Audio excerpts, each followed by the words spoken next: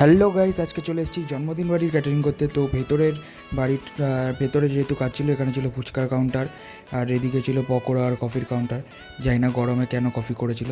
তারপর আর কি আমরা কাজ বাজে একটু করে নিয়ে প্লেটগুলো গুছিয়ে তাও একটু খেয়ে নিলাম পকোড়া। তারপর চলে আসলাম নিচে একটু ড্রেসটা পরে হাওয়া খেতে।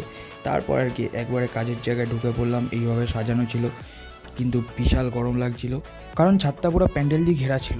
আর এদিকে তারপর চলে আসে মেনু কার্ডের আইটেম দেখতে পাচ্ছি অনেক কিছু ছিল।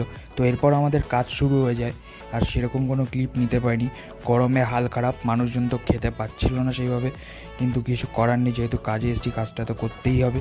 তো এরপর আর সেরকম ক্লিপ নিতে পারিনি, তবে কাজের মাঝে এটা অবস্থা, খুব গরমে অবস্থা খারাপ হয়ে গেছিলো। আর এদিকে দেখো এই দাদা মানে এত স্ট্রাগল করে নিচে আইসক্রিমের কাঠি চালাচ্ছিল, কি বলবো। তো এরপর লাস্ট ব্যাচ খাইয়ে নিজেরা একটু খেয়ে বেরিয়ে পড়ি বাড়ি যাওয়ার জন্য। তো ভিডিওটা ভালো লাগলে সাবস্ক্রাইব করো।